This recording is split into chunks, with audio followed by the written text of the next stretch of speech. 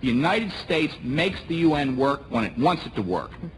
And that is exactly the way it should be, because the only question for the United States is what's in our national interest. My name is John, and the International Criminal Court is now in session.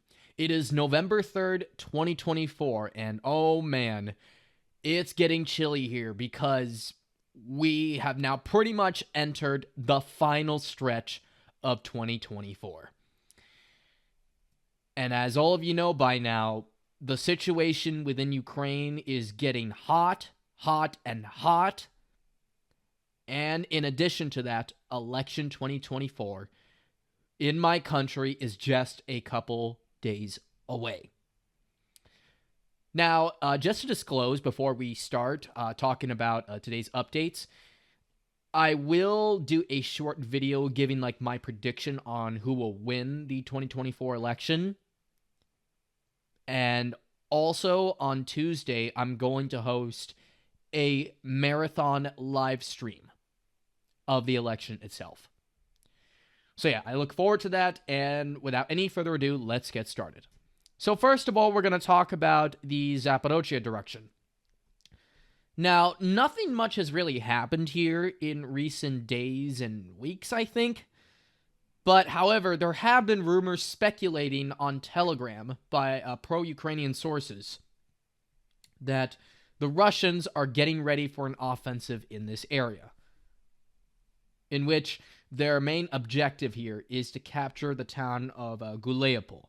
Now, on the map, it says Guleapol, but the Russian translation, by the way, is Guleapol, and that's what most Russians prefer to call it by. But until I see it, I will not believe it. However, Syriac Maps, which is the map that I use for my videos, has colored in a good chunk of Dnipropetrovsk Oblast in southern Ukraine. The fact that this literally has happened just like a couple days or so ago means that he is confident that maybe next year the Russians are, for the very first time, or I guess the second time, because the last time they tried to do this was, I guess, during the opening months of the large-scale invasion in Ukraine. He believes that for the second time throughout the entire war, that Russia is going to enter Dnipropetrovsk Oblast, which would be huge because Dnipropetrovsk Oblast is considered to be one of the largest Russian-speaking provinces in all of Ukraine. And also, it is considered to be part of the so-called Novorossiya region in Ukraine as well, in which they consider Dnipropetrovsk, Kryvyi Rog, or Kryvyi Rih, and Zaporozhye as part of the so-called Novorossiya. Now, personally, I don't think Russia is going to enter Dnipropetrovsk during the final months of 24. However, I am expecting them to do that in 2025. And for them to get even to Dnipropetrovsk Oblast, they have to go through Pokrovsk, and also these villages here, which are probably defended by Ukrainians. And speaking of which, let's actually talk about this direction. So, as all of you know by now, southern Donetsk, or central southern Donetsk direction, has been an area of intense fighting. A lot of Ukraine fanboys are claiming that there were a lot of Russian losses in the fight for these villages here, but it sounds like a lot of copy nonsense. And I even read some comments that they all think, oh, just wait for the counteroffensive. It's going to happen in March or April when the mud bogs them down. Sorry, man. That is massive cope. Massive, massive cope. They literally do not read any maps. They just don't. But yeah, so, yeah, in recent times, the Russians have captured the 3 strategic villages north of the town of Ugledar, which was captured in late September, right before Halloween, which was just, by the way, a few days ago. So happy belated Halloween, by the way, everybody. And also happy belated Day of the Dead. But I digress. The Russians have captured the villages of Novoyukrenka, Bogoyavlinka, and Shakartsky. They also, in addition, have captured the village of Yasna Polina and Maximivka. Russians are also advancing north from the southern direction towards the village of Trudove, and are also currently contesting for the villages of Antonivka and Yelizibedivka, and will potentially contest for Ilinka too. So this village here is the last sizable one that could give the Russians a bit of a headache, but then after that, everything else should easily be steamrolled here. But I think the Ukrainians might leave a lot sooner than you'll think, because if Trudove falls, this whole area is going to become like a massive cauldron. And there's also now reports, reliable ones to be exact, from both Deep State and Syriac, and even pro-Russian mappers too, that the Russians are advancing south of the road leading up to Korakove, and they are like laying siege to these villages here. Like, these are like the middle villages here, this series of villages here that go from Velika Novosilka all the way up to Korakove. Now, if the Russians are able, from this direction here, are able to take everything here, including the village of Donetsk, then Korakove is mostly encircled. It's already encircled from the east, and also it's partly going to be encircled from the north soon. In fact, I would say by Thanksgiving 2024, Korakove will pretty much be encircled. From most sides. It is very highly likely that the Russians are going to reach this crossroad here. Not going to lie, this format, like, the look of this town reminds me a lot of Deir ez-Zor in eastern Syria. You got, like, the town, like, basically an entire town on, like, one bank of the river, and then you got a river, like, separating it.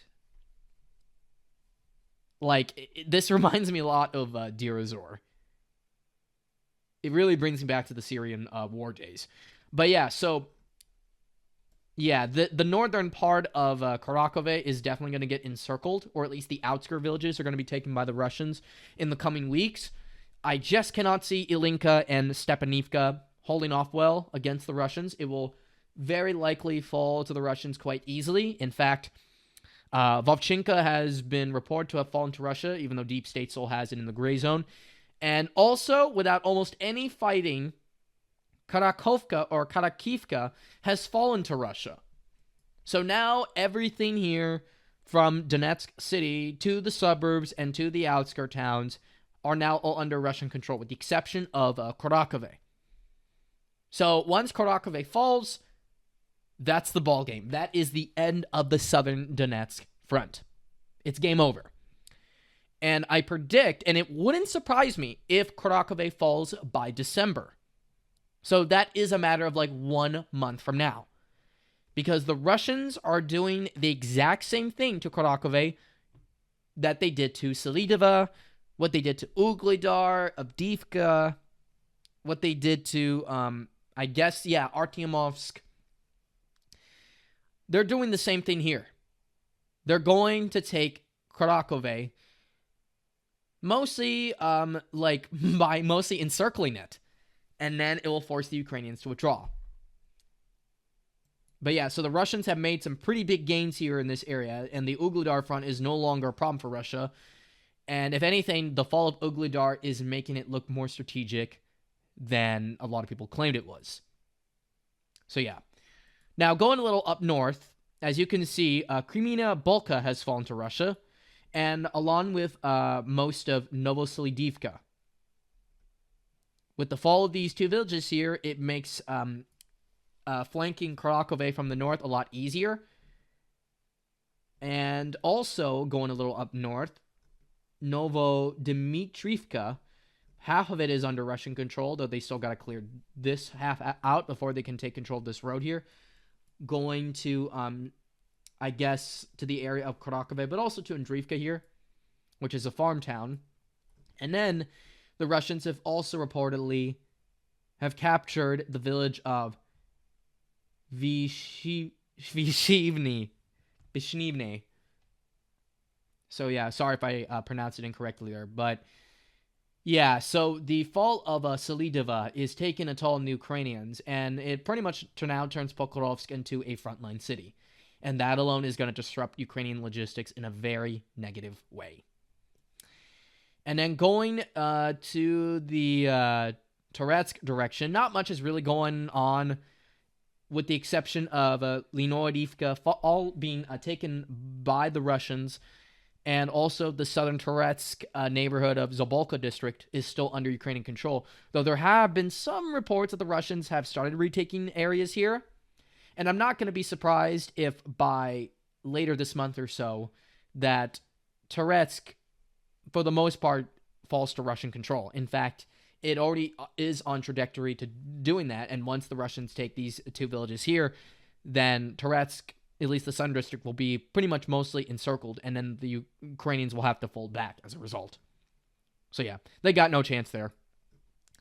Chasiv Yar direction is looking a little more interesting. Now, even though this area here has mostly been quiet since the Russians took these two neighborhoods here, there has been reports that the Russians had started dropping leaflets over southern Chasiv Yar. Like lots of leaflets. Like warning Ukrainian formations to surrender now or die. So this leads me to believe that throughout winter, Chasiv Yar is going to be put back into focus again. Around the same time as Kharkove/Pokrovsk directions, and I guess Zaporozhye direction too. But still, no movement on this front, but I'm expecting more to happen as winter progresses. In the Siversk direction, nothing here, like not much. In the Kupiansk direction, or Liman direction, the Russians have struggled to advance towards the village of Tierney. It looked like the Russians were taking half of Tierney, but then they were pushed back, and then the Russians started advancing towards Tierney again. And yeah, it's a quagmire, but I cannot really say anything at this time because it's too early to say. The Russians got pushed out of Torsk, which, by the way, is like one of the villages before heading for Liman. So they're going to have to try again in the future. Though I think in order for them to even go back to Liman, they're definitely going to have to take the eastern section of the Kharkiv or Kharkov Oblast in order to advance towards Liman again. And maybe perhaps from Izium too. The Russians have also captured the village of Persho-Travinivi. Wait a minute, let me try to pronounce this correctly. Persho-Travinivi. Or Nive, I don't know. But yeah, the Russians have taken this village here, and now they are like within a good drive away from the town of Borova, which is one of the largest settlements on the entire Olsko River. And as you can see, they got a little Rada here. They got some commie blocks nearby, which is all here. So yeah, it's going to be a little difficult for this town, but I'm expecting the Russians to take it in 2025. And then it's also now been confirmed that the Russians have taken complete control over the village of Kuliakivka, or Kuliakovka, and are advancing north. Now, as far as I think what will happen in this direction, I feel like the Russians are probably going to move south first. At least that's based on the direction of their recent advances.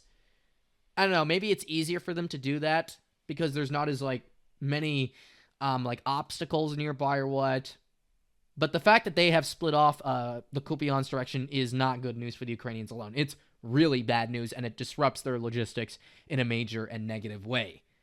So it's going to make operations on this side of the Olska River a lot easier for the Russians. And also, the Russians have advanced a little bit in Peropavlivka. But, again, not really too much at this time. But they are advancing in the village, though, and they have been making some progress. So keep an eye on it. Russians have also advanced a little bit, south of Sinkovka as of late, and are nearing the city limits / entrance to Kupiansk itself. Now, I know what you're thinking. How is Russia going to take Kupiansk itself when the time comes? Well, good question. It will come as a result of another certain town in northern Kharkiv, Volchansk.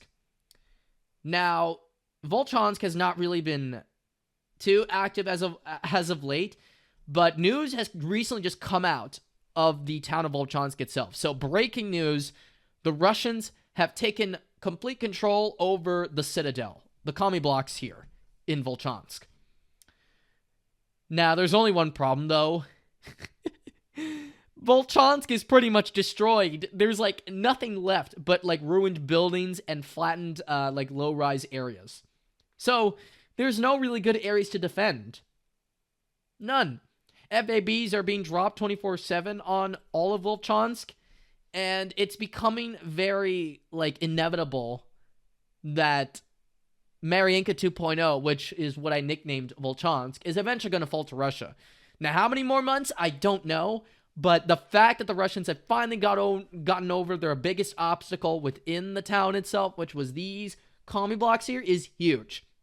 So now they're more likely going to advance on the low-rise private housing areas of Volchansk, and I honestly think it's going to be a lot easier than dealing with these commie blocks here, which are now essentially nuked. And yeah, after that, I don't know what will then happen, because then they got to cross the Volcha River. Again, there's another Volcha River, and then make the push south towards Kupiansk. So if the Russians are going to reestablish themselves, like a firm, like, stronghold over the entire, like, Kharkiv region, they have to not only retake Volchansk, but they also have to retake Kupiansk too. And also, don't forget, Izium. If they want to get to Sloviansk and Kramatorsk, they need to retake Izium. And as you can imagine, that's not going to be easy. So Russians are advancing a little bit in Volchansk and are also advancing in the Kupiansk direction. So keep an eye on these places.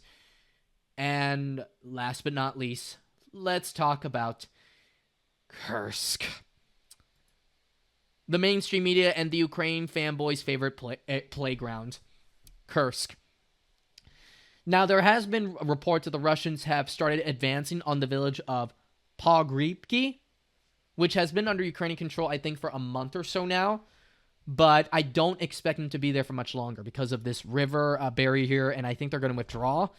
And then after that, I feel like the Russians are going to try again to retake all these areas here in the north, like Suja direction, and then just basically force all of them back to the town of Suja itself, like making them all go to Suja and then turning like Suja into a melting pot of all like Ukrainian formations that are still within Kursk Oblast itself. Now, I've seen some copy Twitter posts that said that Russians are struggling, they are losing badly in Kursk, but let me assure you that's not the case. If they were losing that badly, then why were they able to retake like 50% of what they lost in August? And not to mention that the situation in Kharkiv is mostly stable, along with the fronts in Donetsk, Lugansk, Zaporozhye. I mean, like, they haven't really lost their footing in those areas. If anything, the Russians have turned Kursk into a death trap for the armed forces of Ukraine. And it will probably,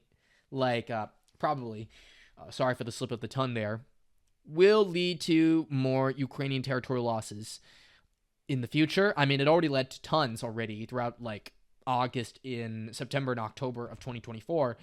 But time does not really yet have a, like, full-blown answer yet to how much land they're going to lose because of Kursk. And in my opinion, the Kursk operation has actually proved that the AFU is cooked more so than the Russians. Yes, the Russians got caught off guard, and that sort of reminded a lot of people of the early stage of the Kharkiv counteroffensive a couple years ago, but the impact has been more negative on the Ukrainians more than it has been on the Russians. The Russians basically see this as a little, like, scratch, like a flesh wound maybe, that they can easily heal, like repair, maybe with a little surgery or so, but it's nothing too serious. I mean, Russia is a massive country after all. It is. And so with that, I guess we can stop talking about Ukraine for today. There hasn't really been a lot going on in the last few days or so, even though Russia is speeding up their offensive in the southern direction, maybe because of the upcoming mud season, even though a lot of people said it was supposed to start last month, but I haven't really gotten that confirmation yet. I mean, I thought it started, but the Russian advances, though, don't really seem to agree with me there, unless maybe the Russians have figured out how to keep the ball rolling even during the so-called mud season. But anyway, for election predictions and such, I'm going to discuss that in the next video. And yeah, so I hope all of you guys have a great night, and I'll see you all on Tuesday when I discuss election 2024 with people within the Defense Politics Asia Discord. I hope all of you come in through that VC or what, and we can hang out in there as long as you guys don't try to, violate the community guidelines of YouTube and saying a lot of racial slurs there. And also, I would highly suggest you guys to also wait for my little prediction video, which is going to come out probably maybe tomorrow or maybe on Tuesday itself, right before the polls close. So yeah. So I hope all of you guys have a great day, and I'll see you all next time. Take care and peace out. Bye.